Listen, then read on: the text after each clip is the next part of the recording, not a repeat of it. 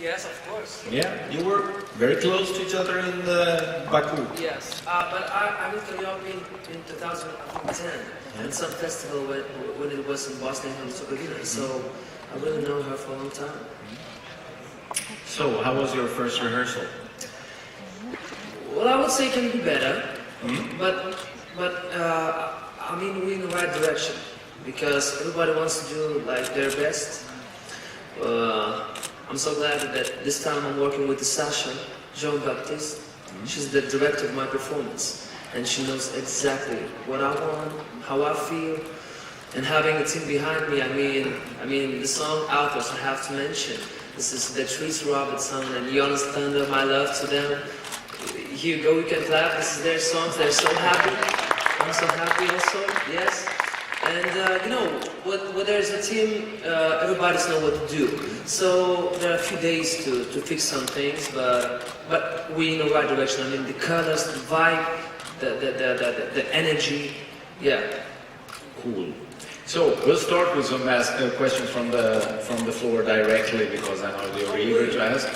So if you have any questions, there we go. Stand up, please, and we'll have a microphone in a second.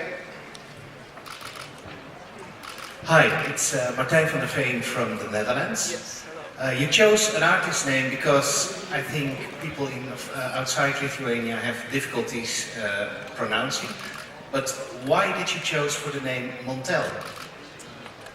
I mean, yes, that is the reason why I've changed from Donny Montell to Donny Montell because I've been around Europe. I mean, many festivals, and it was so difficult to pronounce my name.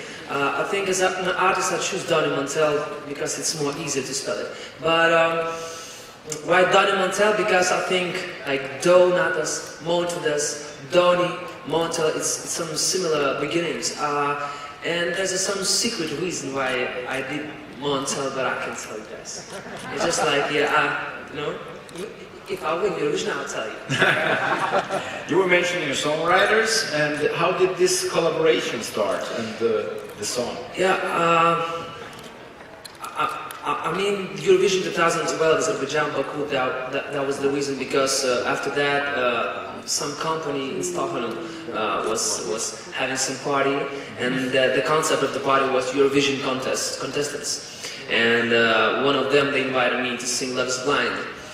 So there was some television producers. I mean, we just were chatting, like talking about the songwriters. I mean, the producers in Sweden, because they're one of the greatest, in my opinion, and everybody knows that. And that woman told me about the Beatrice and Jonas. And that's how I met them. We talked a bit, we were talking, because, you know, when I finished in 2012 the Eurovision, that was after the week I told to myself that it's a question of time when I'm coming back to Eurovision. I always knew that I'm coming back, because the 14th place, I think it's a good place, it's not bad, but for me, I know that I want to aim more. So, I don't know, it's a karma thing or something, but I met Jonas and Beatrice, and that's how after maybe 4 or 5 songs we like picked the one I've been waiting for this night. So you had about 4 or 5 songs to choose from? There wasn't only I've been waiting for this night. No. You know, the Shivers was that reason why we picked I've been waiting for this night. So you have 4 or 5 songs for your album? Yes, we could say. If you can make a deal. No, it's a good thing because there's a lot of press, because 3 weeks ago I released my album. I mean, it's the 4th or 5th album, and there's half of the songs is Jonas and Beatrice also, so yeah, it's amazing collaboration. I mean, all the production I did in Sweden, so yeah. I must ask you, because I'm a big basketball fan myself, originally from Serbia. So, and I know we have some games, Lithuania and Serbia. So, who for you is the best basketball player in the world? From Europe? From Europe? But it shouldn't be from Lithuania, or it could be. It could be. Okay.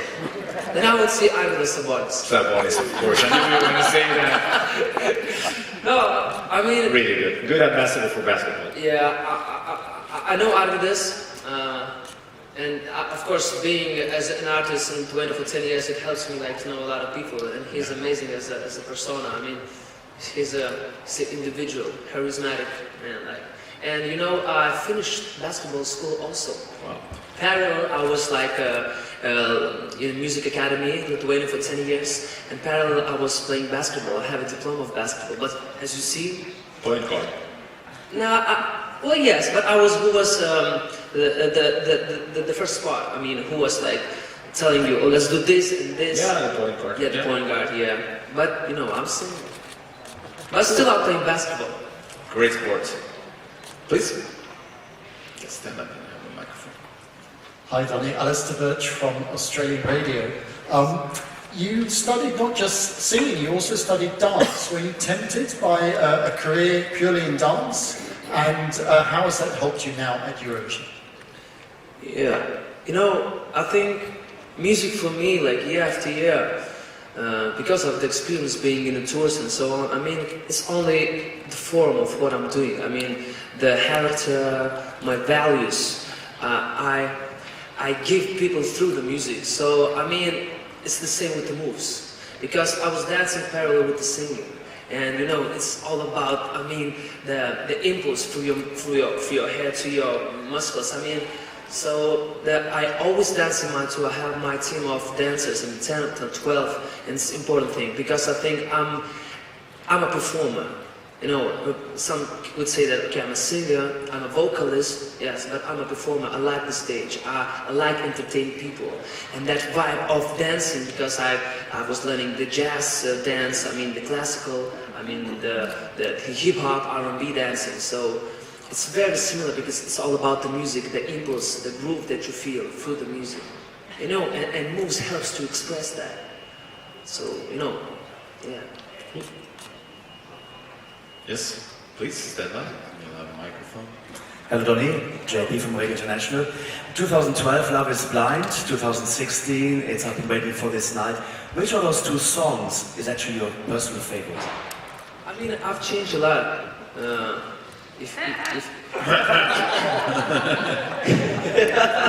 Oh yeah, I hear you. Did you have to think about that? Well, no, I've changed a lot, and 2012 represents me at that period of time. I was young, you know, the tuxedo and something, and just like the big eyes, oh my God, the arena, and I really have changed. But if Love is Blind, at this point I could say that if Love is Blind, it was more Slavian. I mean, how to say, it has more like a melody and other things. So I would say that I've been waiting for this night. It's more like West song. I mean, it's all about maybe Sweden, even I would say America. So for me, I want to choose that side, you know, and I don't know. I think the quality is much better because they are like professionals. And yeah, in 2012, I didn't know those guys could do that production. So definitely in another level. Another step in another direction. Yeah. Yes, please. Hi, Donny. Fernando with Radio International.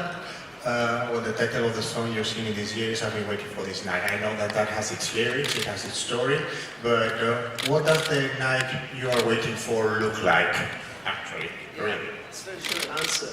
When when they wrote the song, and I've listened, and the title was I've Been Waiting for This Night, and it was looking for Eurovision, so it's very normal. I just close my eyes and I imagine that winning the Eurovision, like you're standing on the stage, there's like votes. So that moment, a special moment, because from if you see through the 30 or 40 years, it's one of the like period of time. I mean Eurovision, 2012, 16, 20. I mean, but at that moment, it's all about that moment, that joy, that happiness, you know. So I've been waiting for this night. This is my moment in Eurovision, winning, and you know. Winning, it's not about being in the first place. I'm not saying that I have to be in the first place. I want to win for myself. I want to be proud. I want to be my nation proud, my people, my country be proud of myself. So this is the most important thing. We came with all team. We did a lot of hard work, and you know, I'm waiting for this night. Even though I'm waiting for that performance, because you're working for half a year. I mean,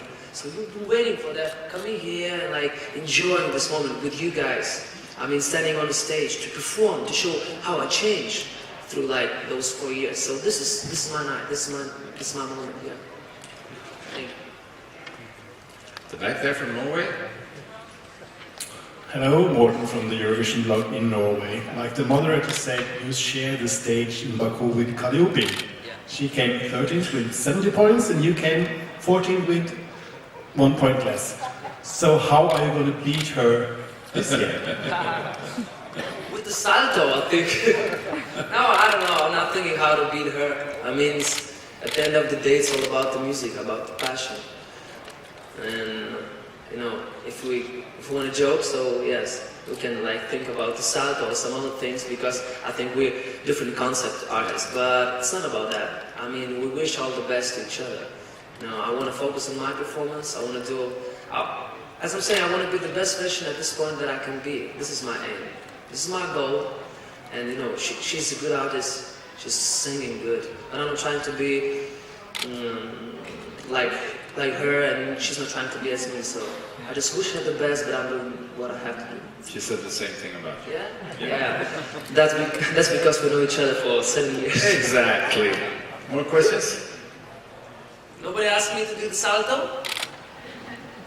You want me to do the salto? Are you going to do the salto? No. Of course, then. Well, there's no trend. No. We'll wait for the final. Yes. Semi-finals. Okay. Oh, the finals. No, finals. Yeah, I got you.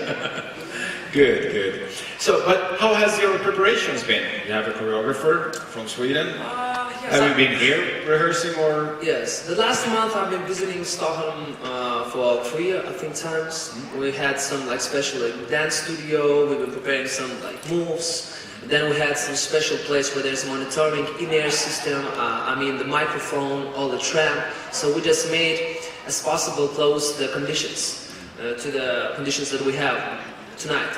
So yes, I've been here. I've been preparing a lot. You know, the gymnastic place. So it's a hard work, but I mean we're really ready. Do you feel at home in Stockholm? Well, you know, yes. Yes. I know Stockholm. Cool. I really know Stockholm. I know where to eat. Good places, yeah. Perfect. Any more questions from the floor? One, please. Hi, I'm William from Baltic. Hello there. You have a microphone, William. Hi, William, Baltic Times reader. If you win, or should I say when you win, the Eurovision Song Contest, how will it affect other artists in Lithuania, in your country? How will it stimulate the music industry in your country? I mean, I don't want to say that my people in Lithuania don't believe in winning Eurovision. I'm not saying that, but we're losing that faith. I mean, and that winning would be more than a Eurovision. I would say it's something with when you win basketball, the gold medal, everybody's like unites as one. And in Lithuania, I would say basketball is the only thing that unites in our country. All the people. I mean, Eurovision would unite everybody in Lithuania, so it means a lot. I mean, the young people, it inspires to achieve something. Because, okay, Lithuania, we're a small country, and like seeing like all the biggest artists worldwide, I mean, we want to achieve as much as they do.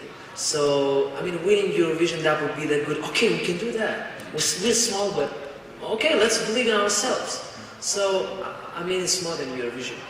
And my motivation to win is not about my own realization.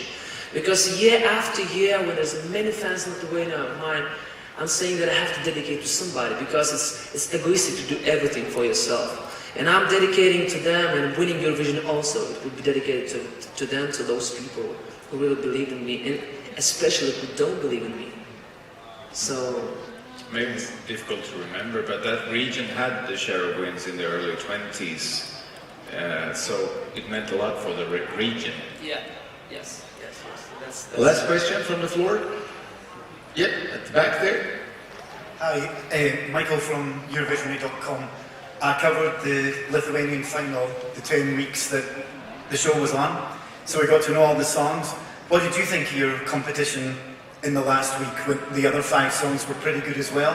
Did you think you were going to win? I want you to explain the question. Do you mean the songs in this year? The other 5 songs in the final?